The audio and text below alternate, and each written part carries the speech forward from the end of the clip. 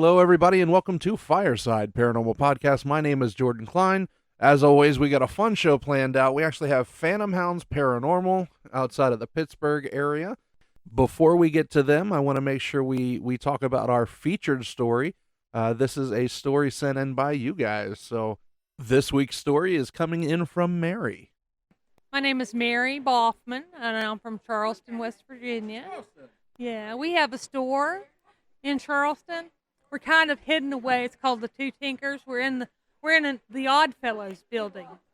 It's on the corner of Capitol and Lee, and they do paranormal tours of Charleston, and it's one of the buildings that they come to. But we do the third floor of the building. That's where we're at, located at the store. And when we first started in that building, we also do the janitorial work. So we clean up the Oddfellows sanctuary and all the other floors. Well, they've started putting in cameras, on each of the floors.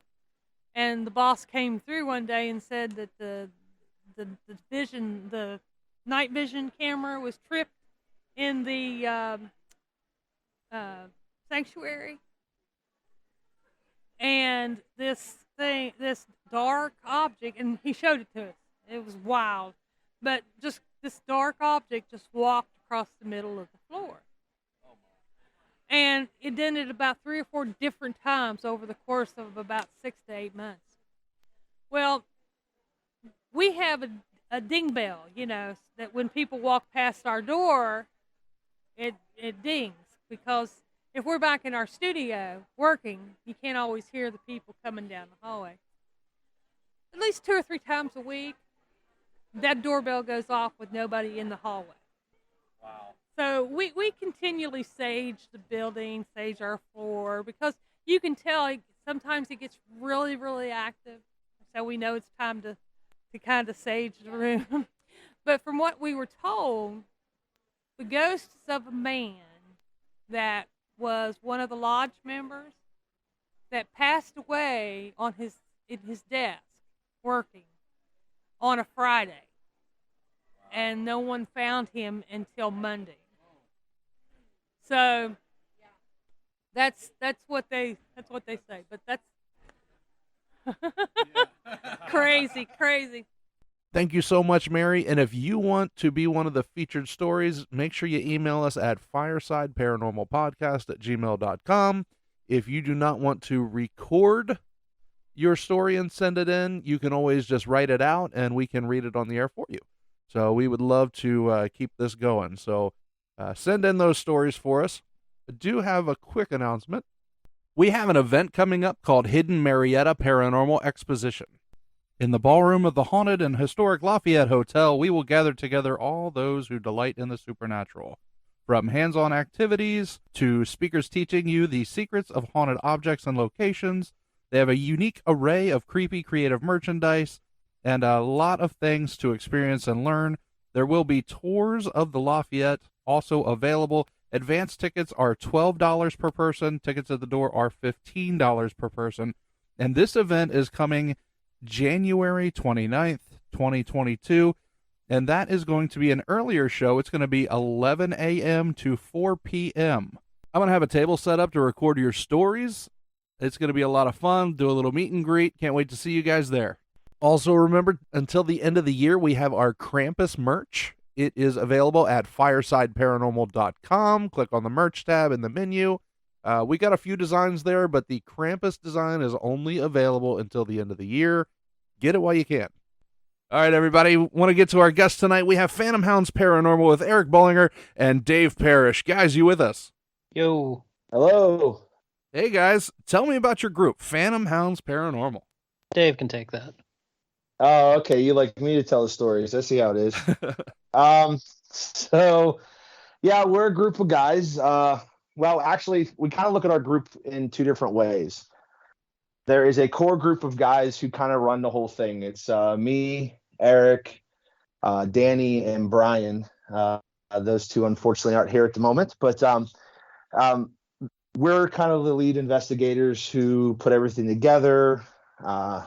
schedule everything. We also have another group of people who are like our normal tag-alongs who go with us wherever we go. They come in and out. So we kind of look at ourselves as a more like an investigating family. But the four of us are the ones that kind of take to the brunt of this stuff. So How many people total? Depends. On, it does depend on the night. Yeah. I think in our group, our message group, we have 15 people that can come in at any time, added to us four, maybe Okay. more than that. But like that many people wear the logo like Phantomhounds Paranormal. about Yes, that, yeah. That's cool. Yeah, they can wear the logo. Yes.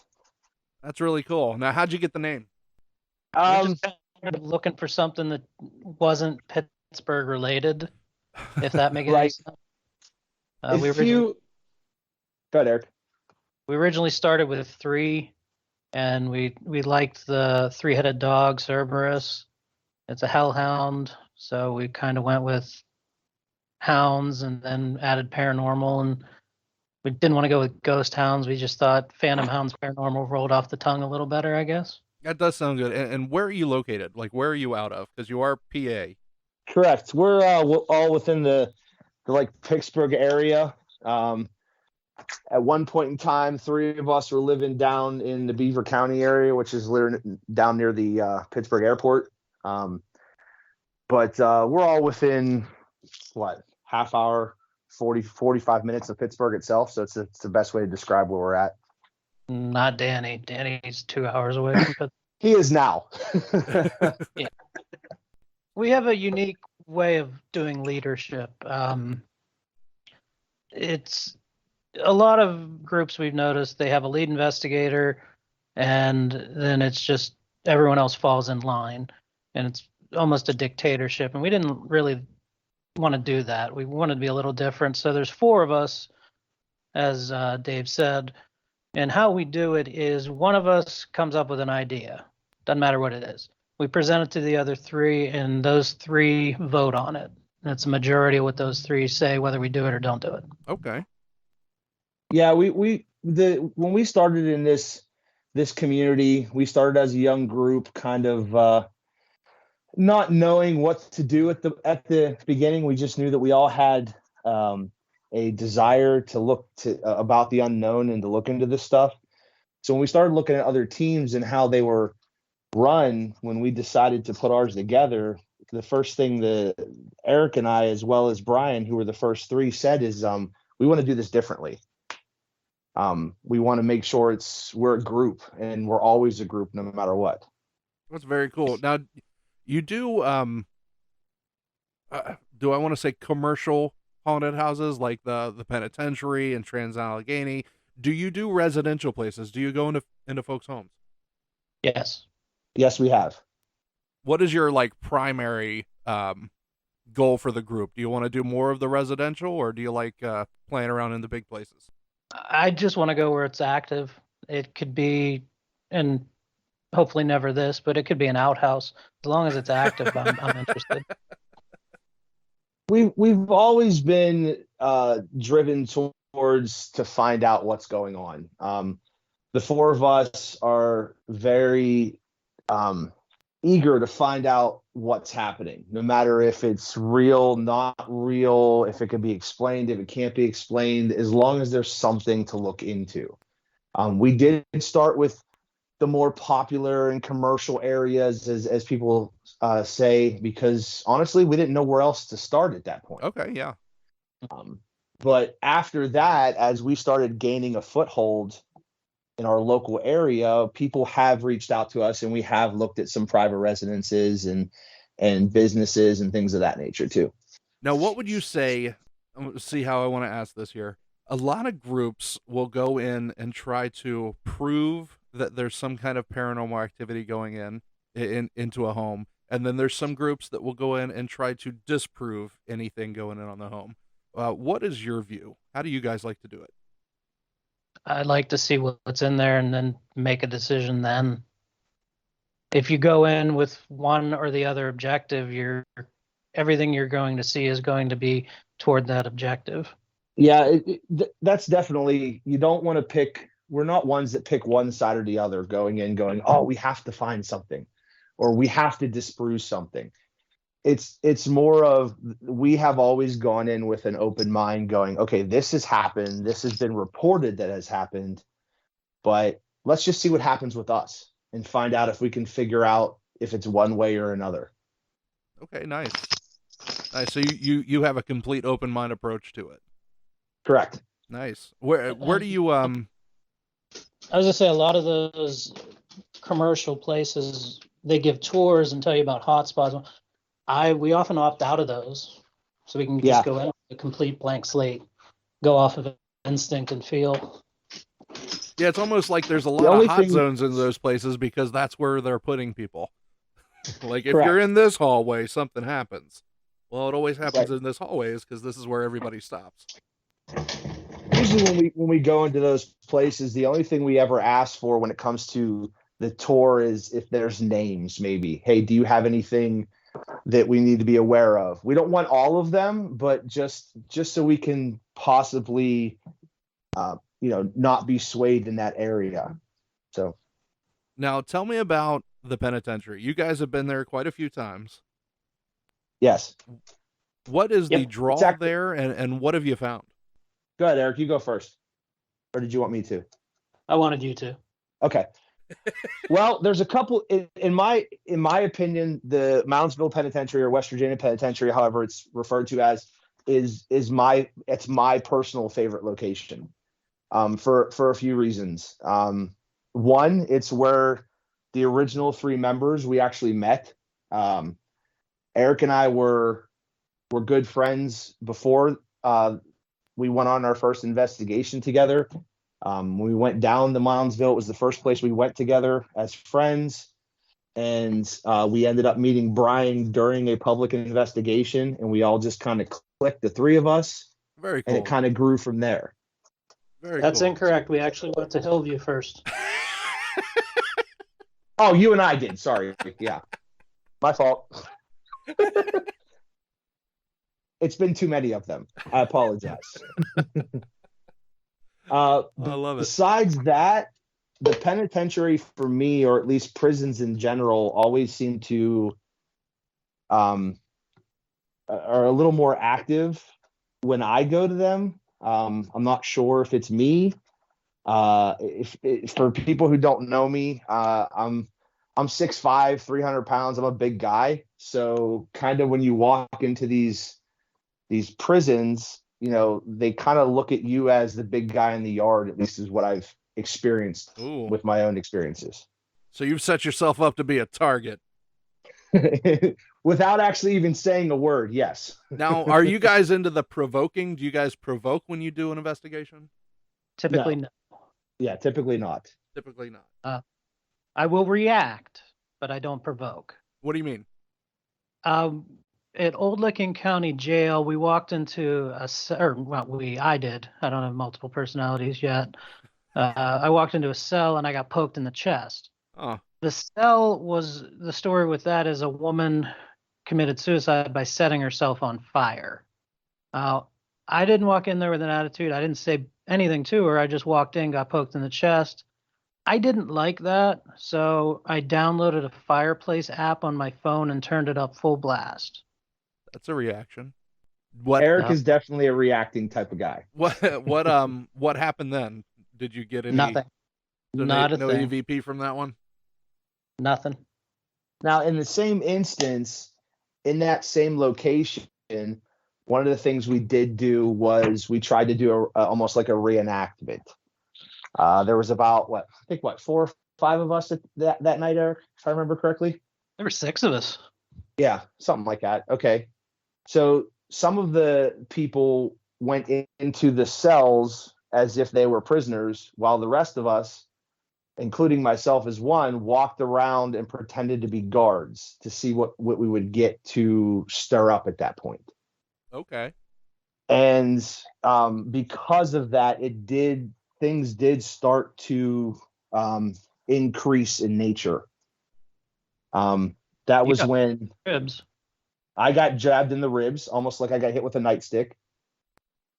There was no actual physical marks, but the feeling was so hard that it took my breath away for a second. Like I was just walking down the hall, and then it was just like somebody walked by and just took a nightstick and just jammed them straight into my ribs. I believe that was the same hallway when Brian's meter started going off. Is that correct, Eric? Or was it at that same time? His meter went off quite a bit that night, but yeah. We do have a lot of the more famous gadgets, and then we have some oddball ones too. What do you mean? What kind of equipment do you have? When he says meter, he means the Mel meter, but Brian's Mel meter has a shadow detection and it puts out an EM field. Okay. So the EMF can go off, or it can break a plane, set off an alarm, or if there's a shadow that passes in front of a certain portion of it, the alarm goes off as well. We have night vision cameras, thermal cameras, the regular K2s that are famous on the TV shows. And then I found one a couple years ago that not only does it have a digital readout, an alarm, and does the colors, it'll actually give you ambient air temperature and has a flashlight built into the back. Well, that's fancy. That is fancy. Yeah, but with that, I mean, I know you have individuals who probably listen to this and they're not sure, you don't really need all of the fancy equipment. I mean, honestly, we've done investigations where it's just been a flashlight and a recorder, and that's all we've done. Mm-hmm. So, but it just all depends on what you want to do. Yeah, and we have several folks that have messaged me, personally, that listen, that are asking questions like, okay, if I want to go on a an investigation, what do I need with me? And you're right, just a flashlight, obviously, so you can see where you're going, and a tape recorder is plenty to start off. That's all we ever tell anybody when they ask us too. I actually tell them headlamp instead of flashlight. That way you're hands-free. That's right. Now, I do want to ask, because there's one thing that you mentioned before we started recording that I don't know about, and I think it would be cool for you to kind of explain what it is, how it works, and what you've found from it. But this sensory deprivation thing, I'm curiosity is piqued. It's actually we just started doing it before we knew that it had a name. It's called the Estes Method. But what you do is you put on a blindfold. We were using those gigantic VR goggles before we realized how bulky and stupid that was, and just used a regular sleep mask after that. But you take away your ability to see. You put on noise-canceling headphones that are playing white noise so you can't hear. That's two of the senses gone, and what we do is we just try to describe what we're feeling. It was at a location in Ohio called it's the one Madison Seminary. And I just every time that the people that were watching me do it would say something, my responses were, they would say I couldn't hear them. They'd say, if you're beside Eric, can you touch him on his right wrist? And without being able to hear them, I would say, it feels like something's standing on my right and it's like breathing on my wrist, because I just kept feeling like it was cold. Oh, wow. And the people with us snapped a picture, and in the window, it looked like a distorted face. The story with where we were, there was a dental chair that had been brought from an Indiana asylum to be put in there. And the story that the guy told us was that if someone sits there, the entity doesn't like it. And you sat there? I sat there. If you tell Eric not to sit somewhere because somebody doesn't like it, he usually does. Yeah. Not provoking, though, reacting. Correct. Are you Irish? Well, I guess he knows you pretty well. Well, the red beard didn't give it away when we met. I've noticed Irish always pick the what or else. Do it or else. Oh, well, I'll take that one. So you sat in the chair. You had the sensory deprivation. You're kind of opening yourself up almost to be like a conduit, right? Yeah. To a point, yes. I could see where that could come about, but I'm not inviting anything in. I'm letting my other senses be dulled and describing what's going on. Okay. And What you've seen happen in the past, at least from all of us who have tried it, is not only do you feel things better, temperature changes, wind it wasn't there, smells start picking up. Like, it really does heighten, and it cancels out everything else that would distract you. okay. And something I had happen during this was at a private location, not a house, but not a place that's open to the public. I actually started seeing a red light, even though I had a blindfold on. Seeing a red light. What do you mean? It just looked like a red light came on and went off really fast. I felt my back get cold. I felt like something rushed past me, and then I saw a red light. And I let it go on for a little bit longer. I pulled the mask up. There was nothing reflective in front of me. We turned the lights out, the people who were with me, so there was no light sources whatsoever. I shouldn't have seen anything. So you were almost thinking like it was some kind of bleed through. Like, somebody's turning a light on out here. Let me take this mask off and figure it out. And nothing. Nothing. And I was in a stairwell that I was told, and when I first went in there, definitely felt heavy. They said, there's something that likes to mess with people in this stairwell. I had on my Phantomhounds shirt, and the back of the shirt had a giant image of our logo, which is three-headed dogs. And it felt like they didn't like that logo. And when I went back to that place, they said, yeah, we haven't had any more activity in that stairwell. Oh, really? Now, where was this place at? It was outside Greensburg, PA. Greensburg, PA. Yeah, it's not a public place, so I don't want to disclose the name. You're good. You're good. I do have a question, though, and this is something you actually you had mentioned before. So everybody out there, a couple weeks ago, I was at the Misfits Metaphysical and Oddities show, and I met Eric there, and he had mentioned the Hillview as a place that we needed to see. What is Hillview? Well, what was it, Hillview? That's a good point. In the past, Hillview has been a hospital, an old folks home, a senior living center, tuberculosis clinic. It was a free farm, right? Poor farm. It's been a lot of things over the years. So there's been a lot of different things that have gone down in that one location. Now, is that I'm guessing an active location? Because there were a few people that evening that had mentioned Hillview, and I personally had just never heard of it. Yes, it is. It is an active location. It's up in Newcastle, Pennsylvania. It has been. I mean, what, Eric? That was our first hunt. Was 10.5 years ago there. Right. The two of us together. I mean, it was open before that. It was an active senior living center until 2004. Right, the early 2000s. Now, is this a place that you guys have been going to a few times? Have you been there several times, or just when you first got together? We were actually staff for the haunted place for a few years. Oh, wow. Yeah, we've done live broadcasts for them on their website or on their Facebook page. We've done a few things for them. It's a nice location. We've investigated multiple times. They have a convention there every year that we try to be a part of. Nice. It's actually, that was the first convention we ever went to as a group. Now, what is their convention called? It's HillCon. HillCon.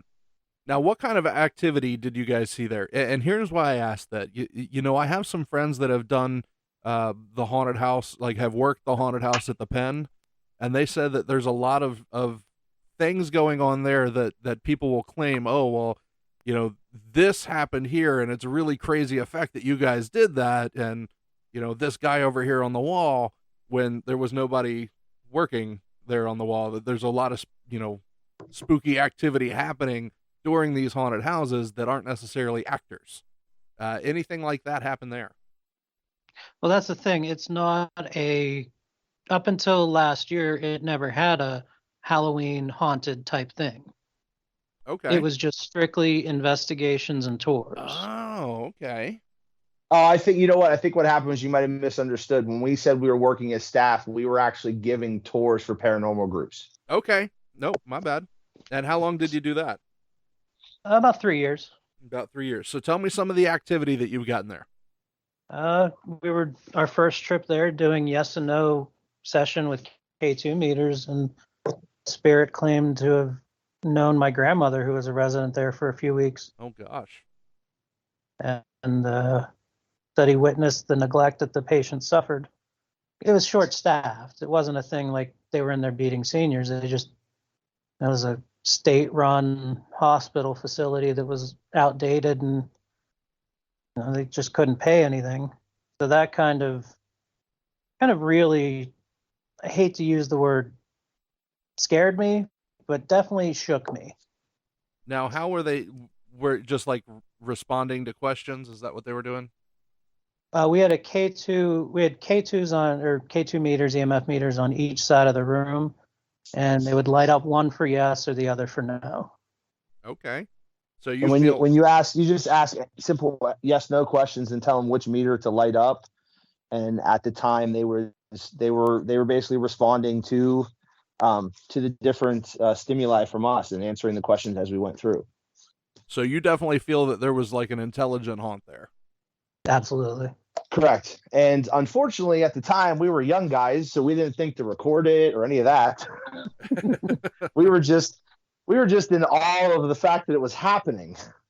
As far as other things there, there were shadow pictures in the basement is one of the better ones we have.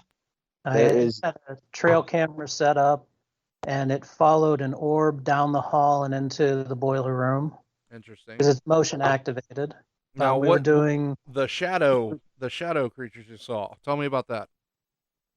We believe that's the old handyman George in the boiler room. Yeah, there's stories of an old handyman named George who takes residence down in the boiler room. There is, when you go into the basement, the basement is an old school hospital basement. It's cinder block walls, concrete floor. And we had one of our team members was standing at the end of the hallway, holding his EMF meter and taking a picture. At the far end of the hallway, there is a shadow off to the right of a person, an outline. It's just standing there where there's no door, there's no nothing. It's just a wall. Oh, wow. And he was the only person in the basement. The rest of us were all upstairs, and it was clear as day within the picture. And that's George. That's George. Correct. Now, what are some other favorite haunts that you guys have seen?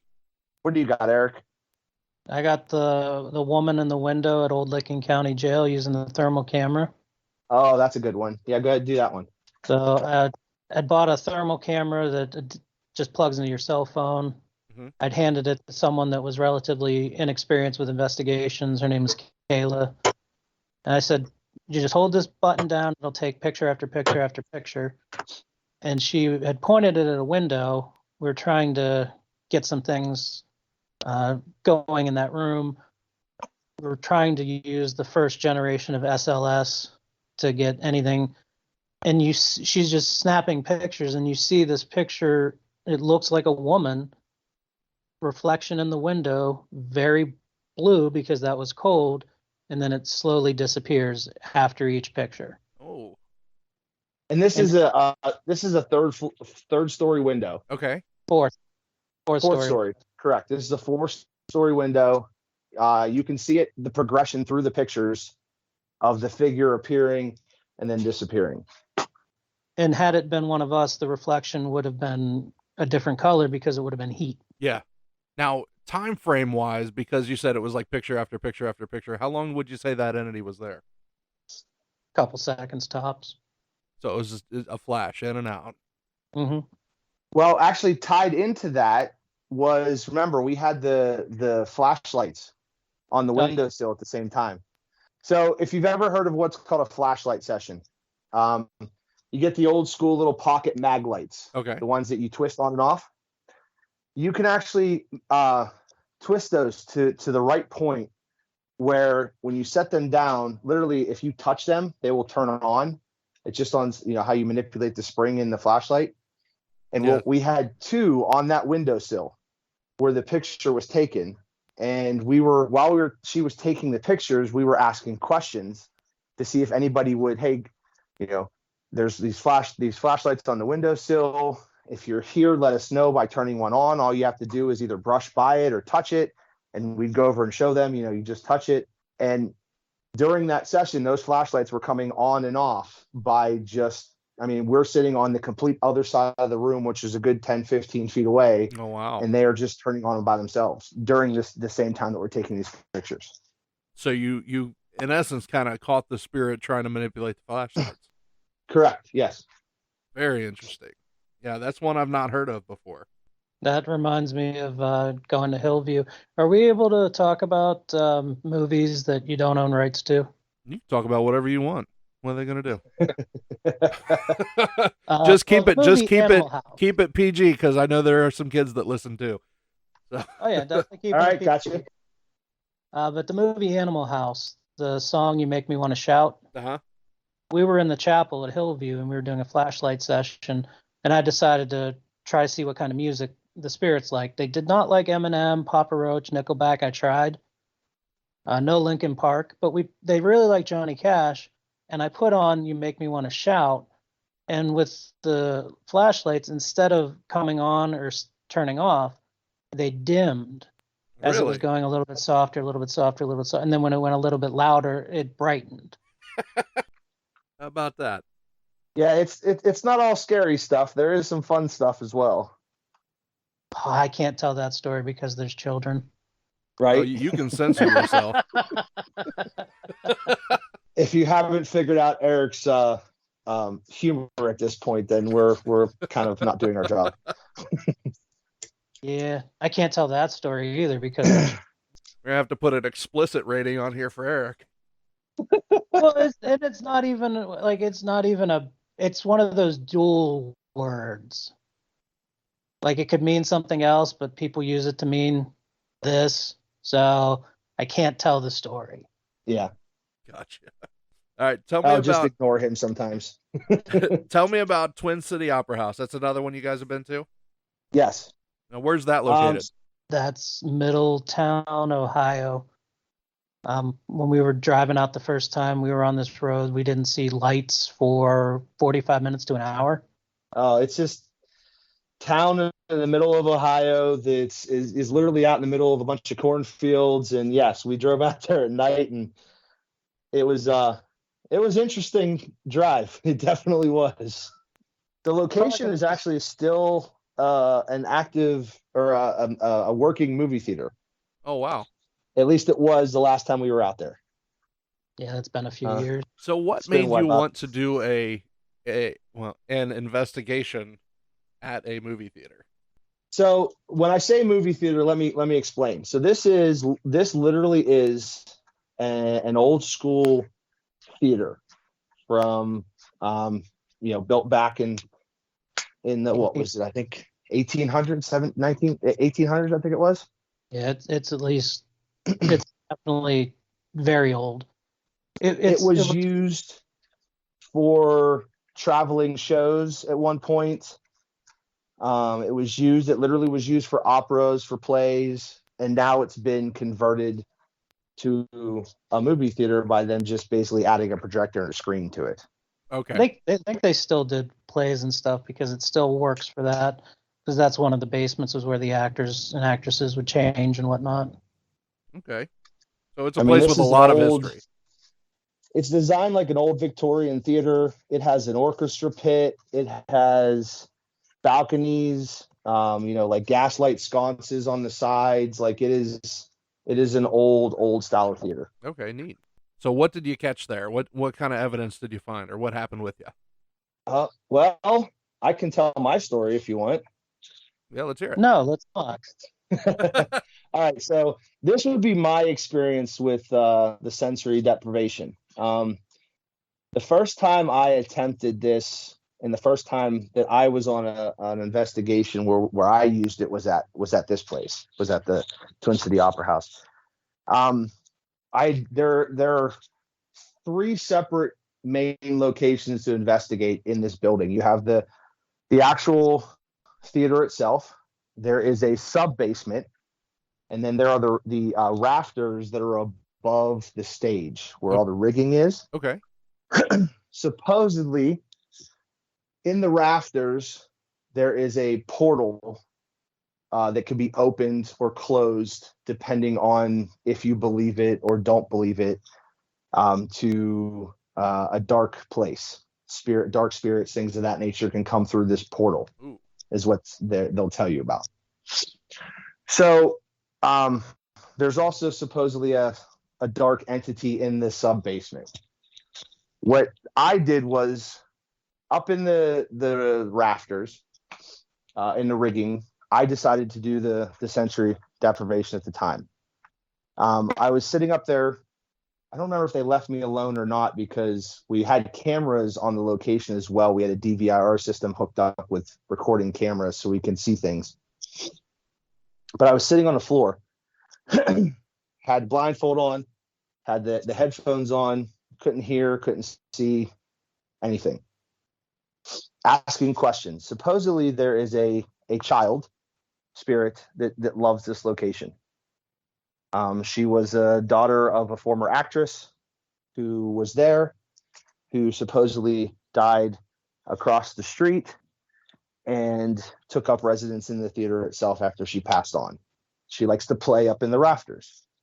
So I was trying to connect with the child spirit at the time, asking questions. I mean, we brought toys as almost like an offering to her, to see if we get her to play with them. The dolls, cars, trucks of that nature, balls, just anything we could. While I'm sitting there, no sound, no lights, no nothing, and I'm asking these questions, asking her, how she is, who she is, does she want to talk to me, explaining to her that I am a dad too, that I have daughters of my own. I mean, I never mentioned my kids' names. I just mentioned that I am a dad. During this, I could feel something behind me. And nobody was up there. Nobody was around. And as I was asking questions, I kept telling these guys, I feel this behind me. Is there anything there? Eric and Danny were on the cameras at the time. He can tell you what they saw. But as I continued to ask these questions, I almost got these like flashes of images in my head. And because I had headphones on and blinders and a blindfold on, it was almost like they came in my field of vision, but they actually weren't. It was just almost like it was in my head. I gotcha. And the flashes was of this little girl dancing around me and grabbing my hand, and almost like she wanted me to dance with her, even though I was sitting down. And could you feel that on your hand? I could feel cold. Ooh.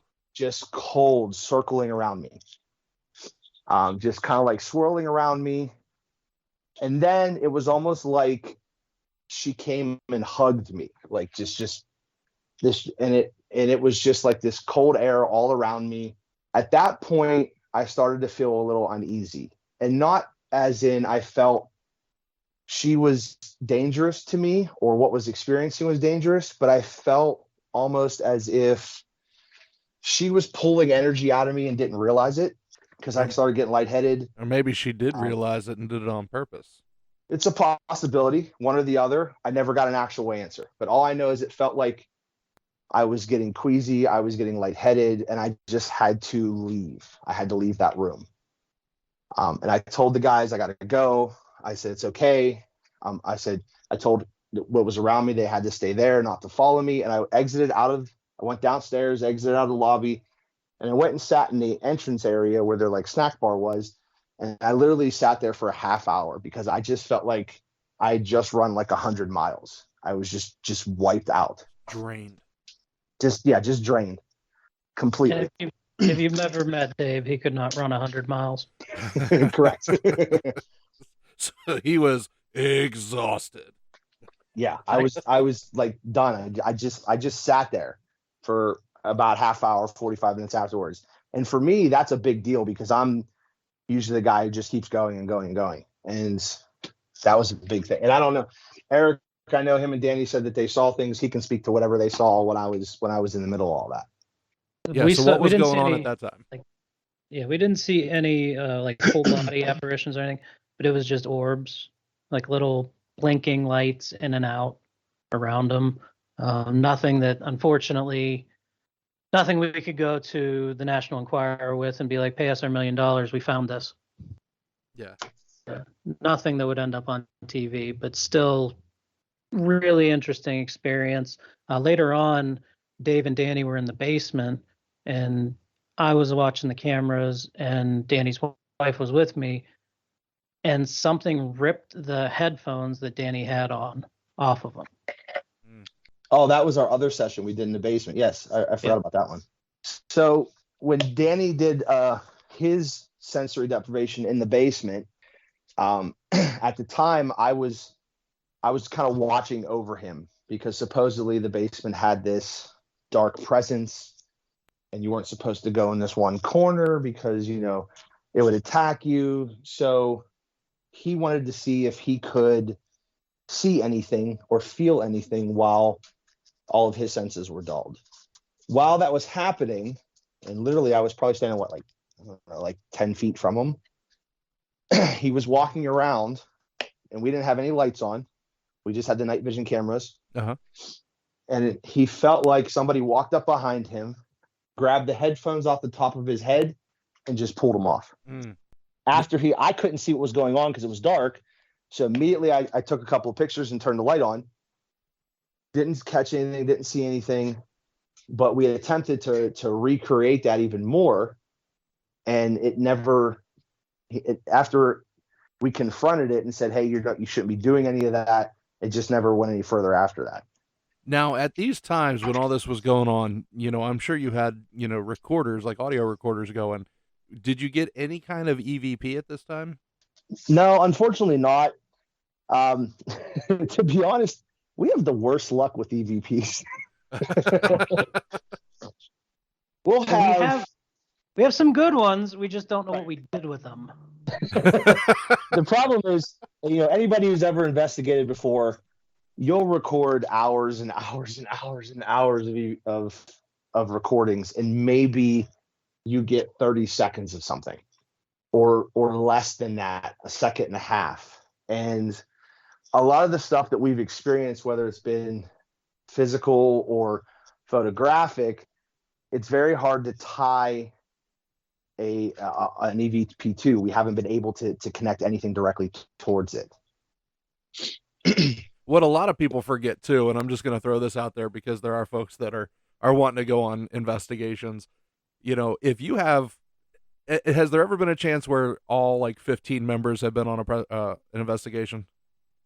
Unfortunately not. No, we've had at the most, I think 10. Okay. 12. So think about this, 10 people, each one of them are going to want their own audio recorder. So if they're there for 8 hours, you know, that is, you know, 80 hours of audio that they're just going to be sitting, you know, listening to pretty much silence, just waiting for like a get out, you know. Oh, correct. You know, there might be 30 seconds of clip and 80 hours of audio. So it is, EVP can be tough.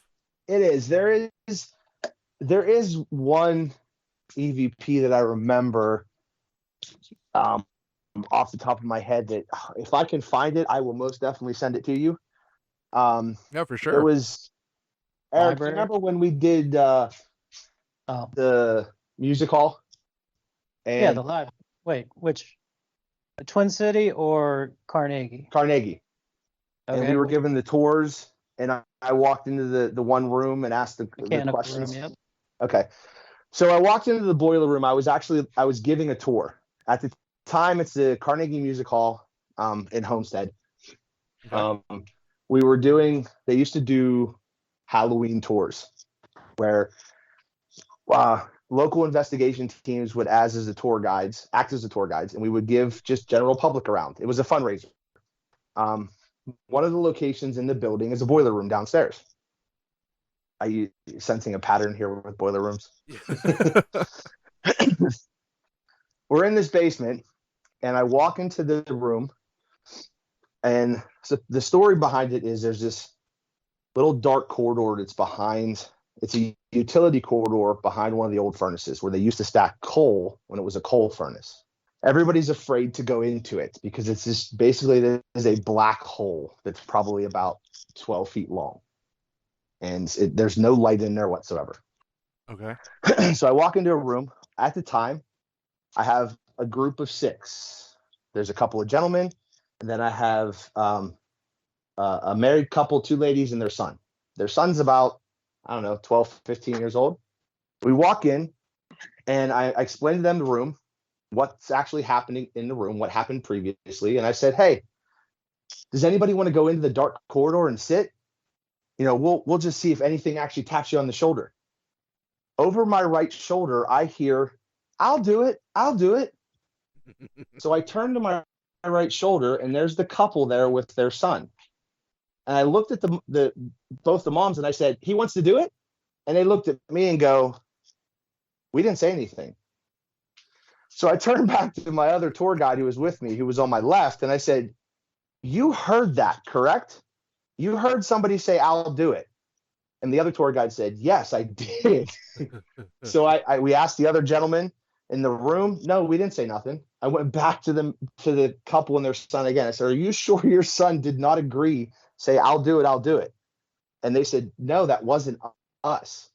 So the 2 tour guides, me and the other girl who were doing it, heard this flat out teenage kid voice say that I would do it, but nobody said anything in the room. Now, I went back later and listened to my audio recording, and I did catch it on the recording. So that is one of my EVPs that unfortunately I didn't have enough time in my file to get to before we did this evening. So I'm going to go down and try and find it. And if I do, I will send it to you guys so you can hear it. Yeah, we can always post it on the Facebook group too. All right. But that was probably that recording is one of my favorites and probably one of the best ones I ever got. I'll do it. One of my favorites that we got, and this was at the penitentiary down in the Sugar Sack. There was about 5 of us sitting in a circle, down there. We turned all the lights off. We just kind of just sat in silence. And one of the guys says, it's getting cold in here. And then you hear a voice right after go, I'm cold. Yeah, that was probably one of my favorites because it was the only guys were me and him, and I know I didn't say it. It wasn't him saying it either. Oh, that's great. Hey, did you ever get attacked by the bats in the Sugar Shack? No, I did not. No, that's a fun thing when you're sitting in the dark and all of a sudden something buzzes your head. Yeah. Something was touching me in the back of the head repeatedly. Yeah, that's a bat. You might want to get shots. You might need a rabies shot now. I do want to ask, because you do residential investigations too, if somebody out there, in your area needs help, they're scared in their home, and they want to reach out to you, how do they get a hold of you? Well, we have a Facebook page, Phantomhounds Paranormal. You'll see our smiling mugs as the picture if you look us up. We also have an email address, which is probably the best way to get a hold of us. Let me give you that exact address if that might be easier. Yeah, it might help you out.